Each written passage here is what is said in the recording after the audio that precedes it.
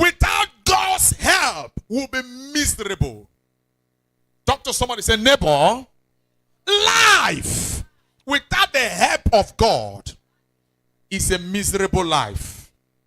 If you hear me, say, I hear you. And that is the reason why the necessity of the help of God become very important.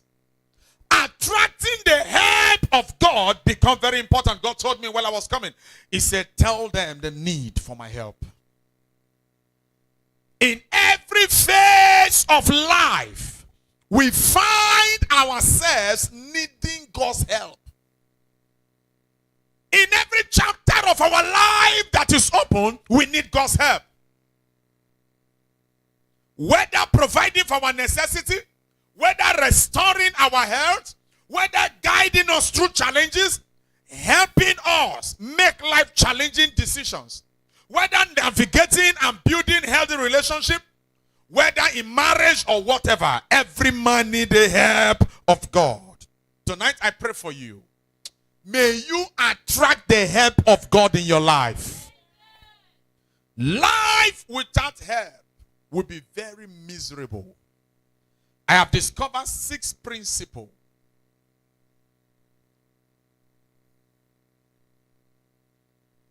6 principles that will attract the help of God to your life. Quickly, number 1. Surrendering and putting all your hope in God. Surrendering means yielding to the higher power. Relinquishing control and placing oneself in the hands of another. To quickly attract the help of God, children of God, you must surrender everything to God. When you lay it aside to Him, leave it all there. Acknowledging your limitations and admitting that you can handle certain situations will make God to shift Himself from you. Am I talking to somebody here? When you come to church on Sunday and say, Father, I surrender all. Is that not how we sing the song? On Monday, you are in one shrine. What are you trying to tell God? You cannot help me. Am I talking to somebody here? But when you leave it all to God, no matter the pressure men put on you, you still tell them that I will wait. Attract the help of God is to surrender all. Put your hope in God. I've lived my life to the extent that if God does not provide, I remain where I am. If it is not God, leave it there. Am I talking to somebody here? Child of God, you must understand that this principle works. This principle do what? Before you can drive a car, there are principles you must observe before a car can move. Number 1, you check the oil, you check the water, and then you put your ignition key, and then you on it. The car may be there. If you don't put the ignition key to on it, will the car move? There are principles. And even before the car will move, you must know how to apply the brake, know when to apply the gear, know how to control. These are principles.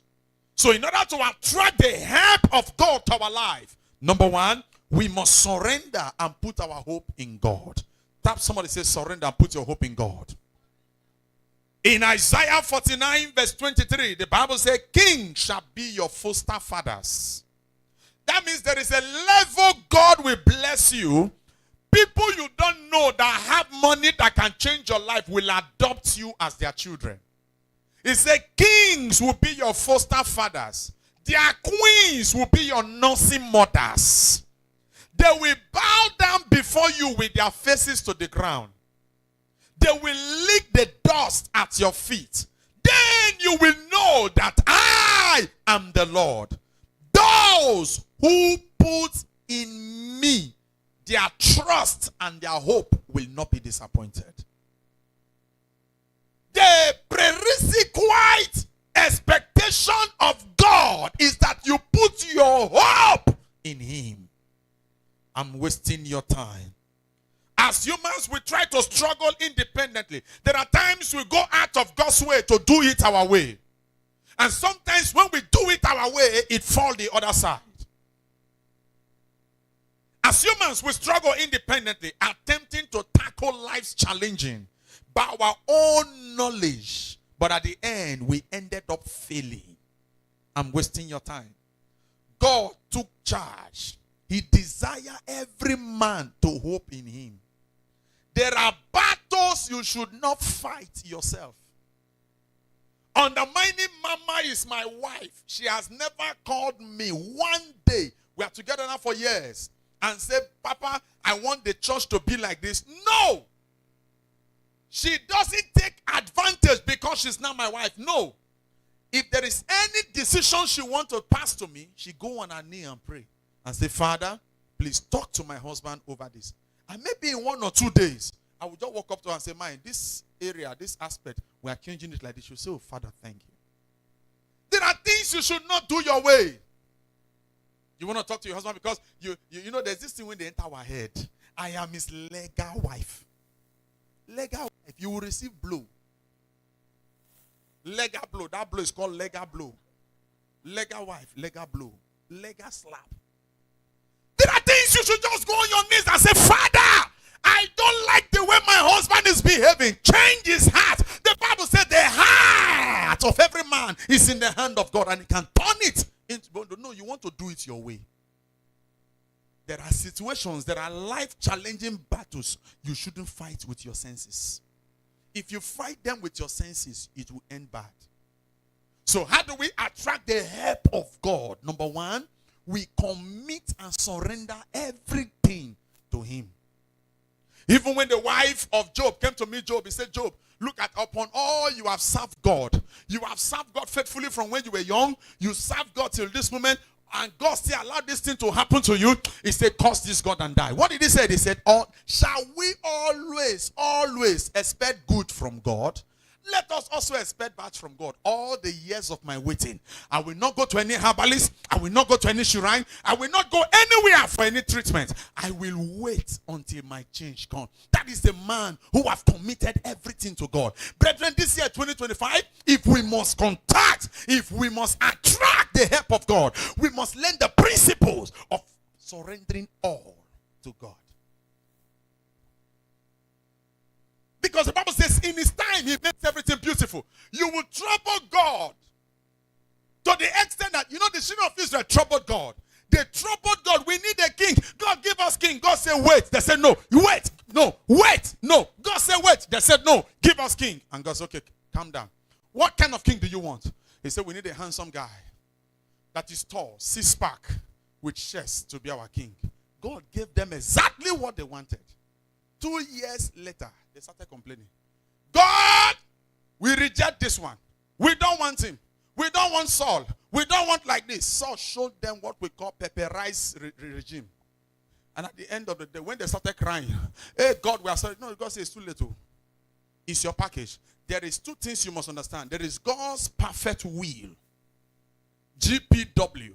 There is still another junior GPW. We call it God's permissive will. When you cannot wait for God to do everything right in his time, then he allow your will to manifest. But it is 50-50. If it goes out well, manage it. If it doesn't go out well, carry it. It's your package. The pastor will not be held responsible. You are not yet married. Every day, God, give me a husband. God is telling you, just wait small. Just wait small. No, God, give me. God will package. Listen, do you know there is 1 John, 3 John, and there is original John? Who did this church? They hear me. So when you are not patient for God to do his own, you feel God is too late, as somebody told me. You think God is too delayed. Bible says in his time, he makes everything beautiful. No problem. God will give you 1 John. And when God gives 1 John, try. 2 John will come. But the original John is somewhere. Tap your neighbor, say, neighbor, if you must attract the help of God this year, surrender to him. Am I preaching to somebody here this morning, this evening? If you hear me, say, I hear you. What is the number 2 principle? It's very, very simple. Number 2, if I must attract the help of God, lift up your hand. Say, oh Lord, your help is all I need. Principle number 2, if I must attract the help of God, I must have absolute faith in God. must believe that God is able and capable of changing my life. I must have faith in God. Some Christians say they have faith in God. Sunday they are in church. Next tomorrow they are in one shrine doing consultation. You don't have faith in God. If you have faith in God, you can believe even while you are getting old that God is still faithful to do it. That was the faith Sarah had. We never heard that Sarah went to massaging homes. No. She knew that the God they are serving one day will give her a child, even in death. Abraham, go and sacrifice Isaac. Abraham, no, he had faith in God so much. He knew that God will not allow him to kill his own biological son after this many years before they're born. He knows, but it's just that faith will take you to the level where God will test your faith. What if Abraham did not obey? The promise of the Father will leave him. You must have faith in God. Okay, can I ask a question here?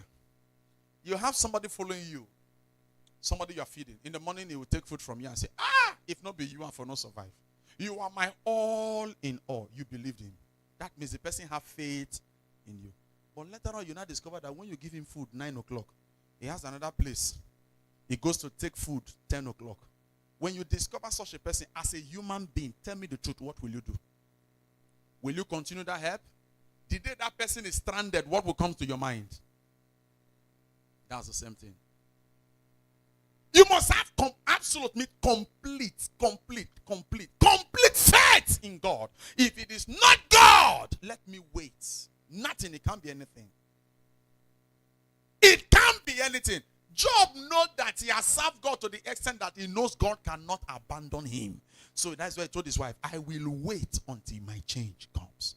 This generation, we are too much in a hurry. We want to even turn genuine pastors into native doctors. Pastor, pray. Papa, pray. There are text messages I have not replied in 6 months. Since last year till now, I have not replied because the text messages are brigade. They are even telling God, Papa, if I don't marry by January, I will give up. I'm waiting for them to die. See, now they don't die.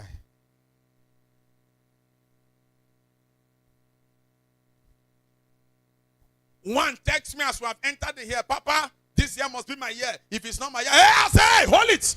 It's not a sign that you have faith in God. If you have faith in God, even when you are old, you still know that God has not forgotten you. He will come one day. Am I just somebody here? You don't have money, money will come. Face every challenges. If any pastor tell you that as you enter this year, you will not face challenges, slap that pastor 33 times. Run to me, I will guide you. Battles are everywhere. But we only trust God to see us through the battle, even though I walk through the valley of the shadow of death. The shadow of death will always be there. Job said it in Job chapter 5 and chapter 6. He said, man that is born of a woman is born into trouble. And how do we know? David confirmed it in Psalm 51. He said, in sin did my mother conceive me. That means the battle is already there. We were born into the battle. I'm wasting your time. So face every challenge you are going through. Then have complete faith that this battle, this challenge, this delay, this problem your family is passing through, one day, as long as you continue to serve God, one day, it will be like a breeze. When the Lord turned again the captivity of Zion, we were like them that dream. One day you will wake up and you'll find no problem again. But first, you must have complete faith in God. You must have what? Anybody who does not have faith or believe in my ministry, I don't waste my time praying for that person. Sunday, you are here with Bishop Festus. You tell Bishop Festus, now your grace are there under. On Tuesday, you are in another church. Telling the other pastor too, now your grace. That means you have become grace. And you know, when you carry some of this too much grace, you become disgrace.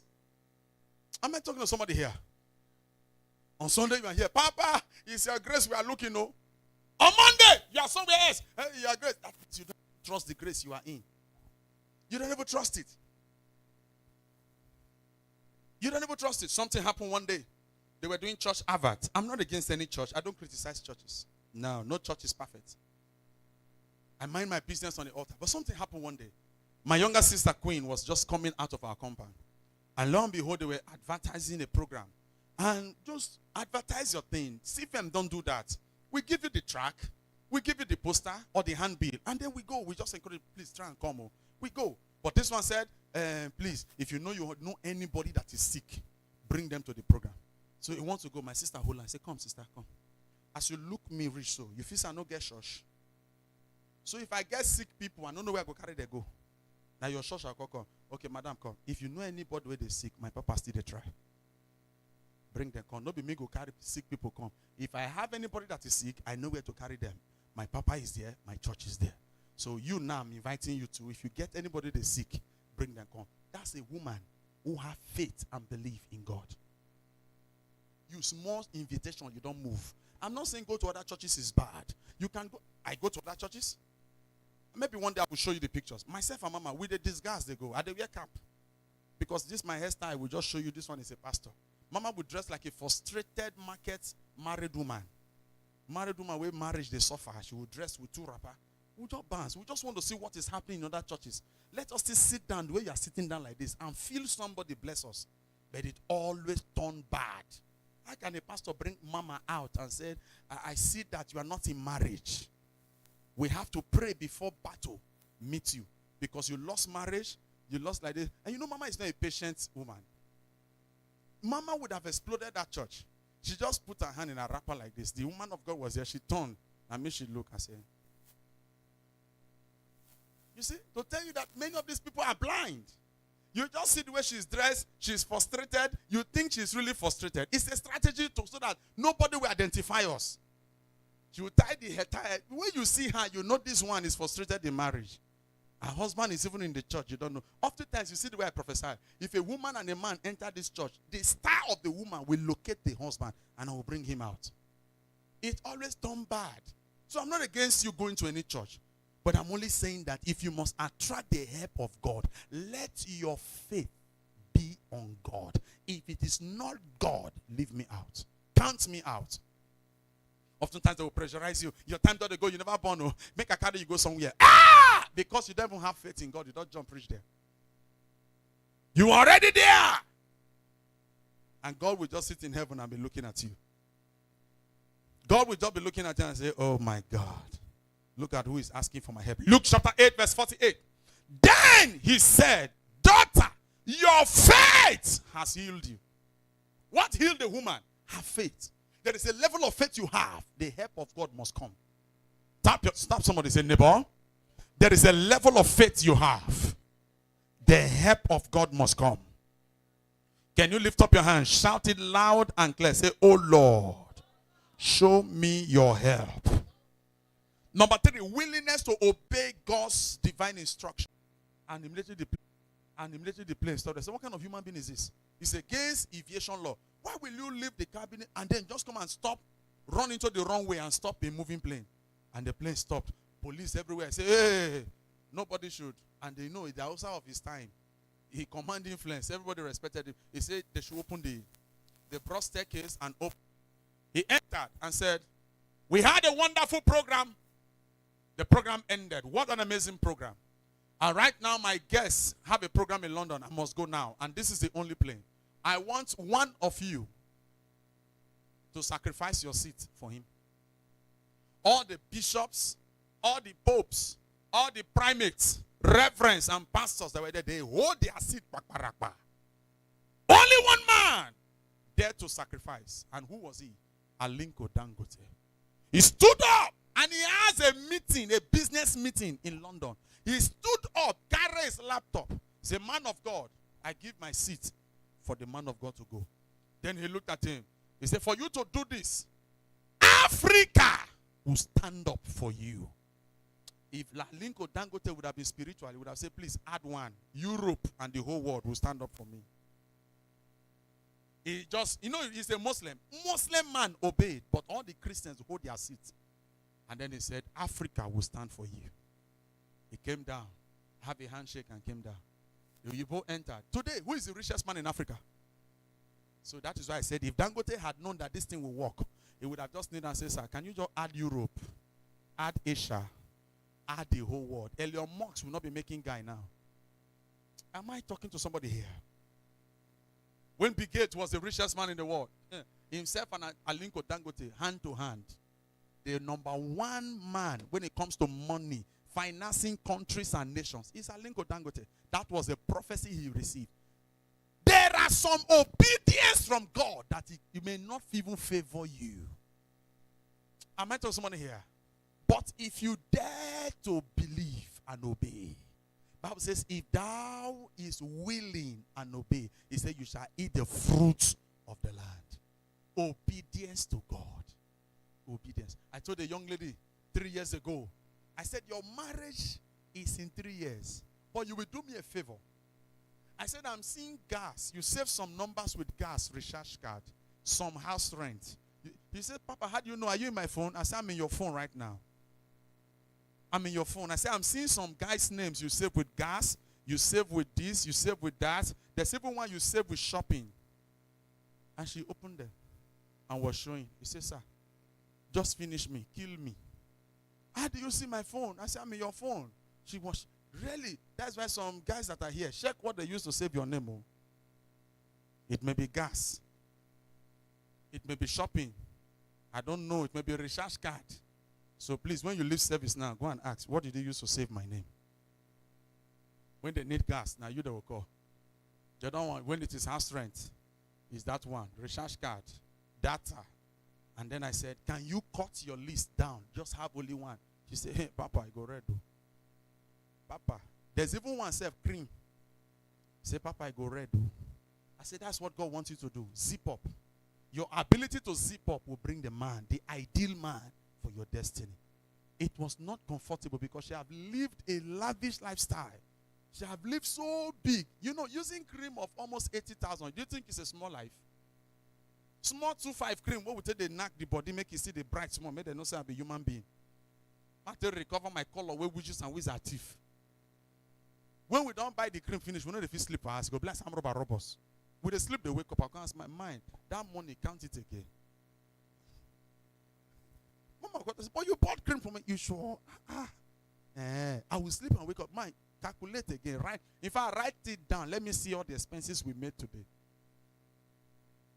Somebody blessed us and said, Papa, I want people to go to shopping, and then send 50,000 to us. When we see 50,000, all get them be cool. Our love God renew. Babu. Concerts with a laugh inside motor. Mama go, we have 50,000 rich today. We enter best way. We pick one, pick two, pick 11. So God are not consigning any project in this church. We use the money for it. It's not what I used to eat. My life depends on this money for it. It's not what I used to eat. My life depends on this ministry. And what is the money I eat in this ministry? If my prayer is able to bless you, that small seed where you bring, that big one where you bring, that my life depends on. As I would spend the money, you go to feel land for us. Papa, don't spend that. You don't spend that. I heard some pastor say, it's not your money I'm living with. Please tell those pastors we need the offering. Get pastor with the user. Just tell them, those pastors, if you are in any church and the pastor is saying, don't think it's your money I'm using to survive. Oh, it's not your money. God is blessing me. Tell those pastors, excuse sir, I have a pastor that is using church money.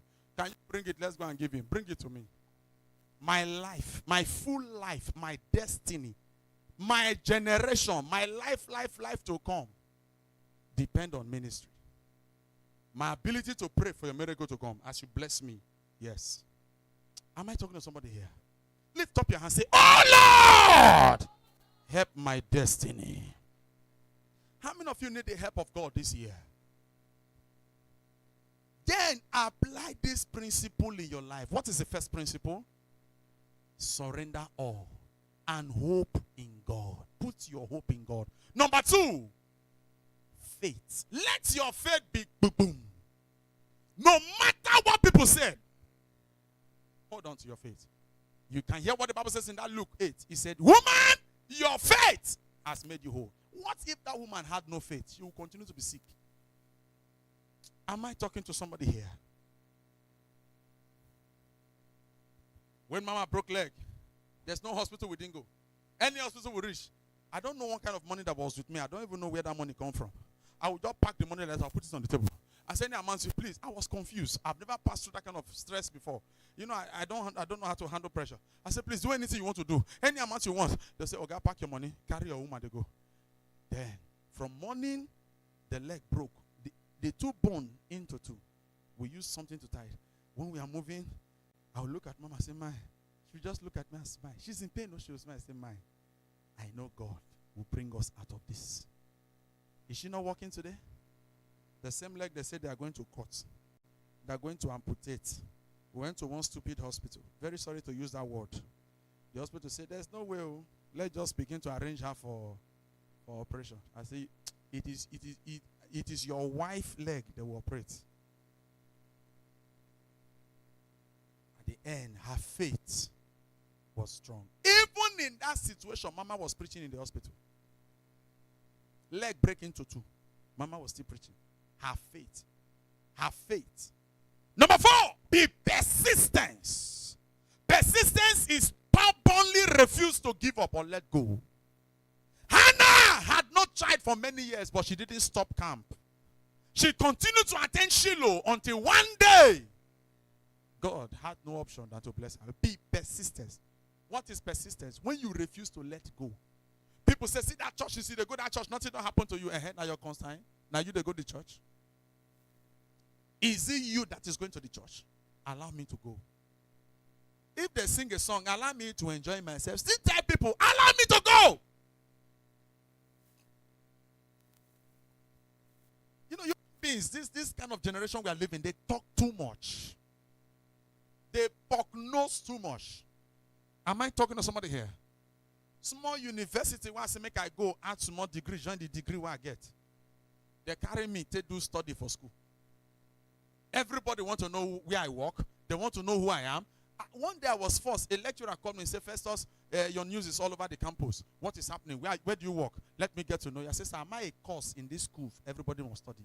So the extent to even move in the school now.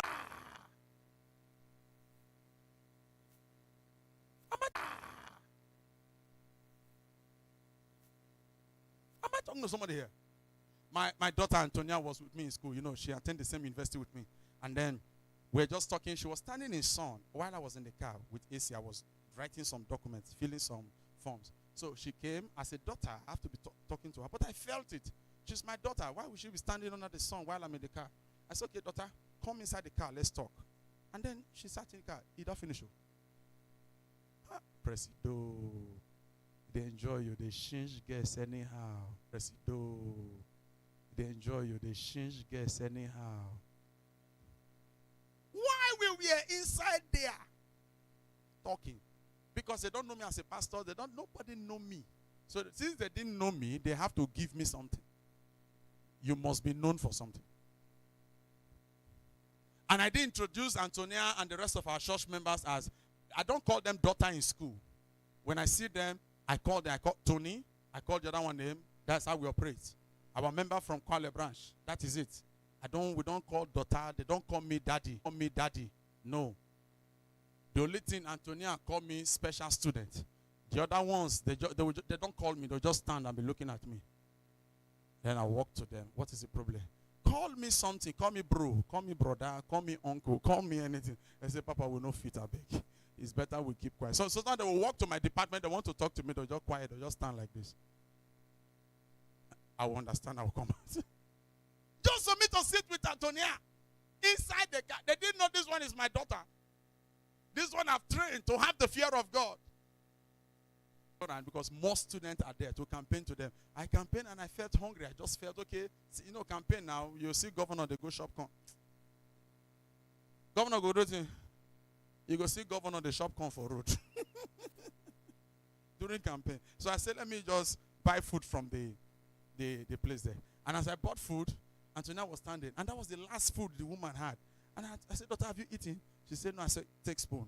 Let's eat together. I did that so that another person will not come and eat with me. And then, you know, my daughters are very proud of me. Very, very proud of me. She just picked the spoon and we started eating. We started eating. Hey, babu. Hey, babu. Then I told that one, I said, do you know who she is? He said, no. I said, that is one of the daughter God handed over to me right from when she was small to nurture in the way of God. I have succeeded to build the fear of God in her. That she's not even ordinary Christian. She's a pastor elect. I nurture her to the extent that she know God and attended Bible school. I still taught her, nurture her. And I'm still nurturing her. And I will even nurture her till she marry, nurture her till she succeed in life. Is that the kind of person you are calling my girlfriend? I say, if people don't mind yourself in this school, we're not going to talk one day, through our mouth, we're not going to jail. So that's the life we live. People talk. They can mount pressure on you. You must have complete faith in God. Then you must be persistent. Don't give up. One day, the canopy of celebration, they will arrange it for you. Talk to somebody, say, don't give up. Don't give up. Be persistent. In Luke 18 verse 1, Jesus told us, and you desperately need help from God. The devil will always sneak in with enticing quick physics. Maybe you're passing through challenges in your marriage now. You don't know what to do. The next thing, the devil will enter and say, go and do economy. You know the charm they call it. Before you know, the devil will suggest quick road, shortcuts for you. So instead of you to go and pray, that's a waste of time. Instead of to go and meet.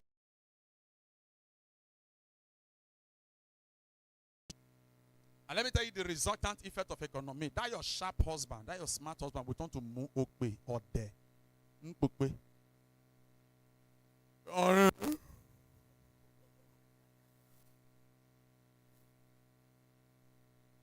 The jazz will take his brain. You go, if you the shit for granted, you the packer.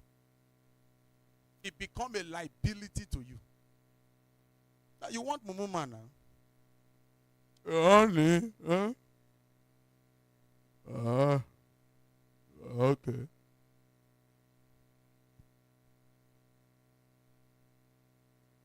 When you are passing through some challenges, if you are not loyal to God, the devil will suggest quick routes. And when the devil gives you quick routes, some of these quick routes will end your life.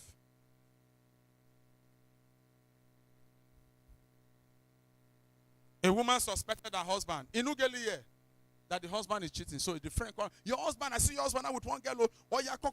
Before you know, the woman jump into motor. The dry speed to pursue the husband. To go fight with the girl.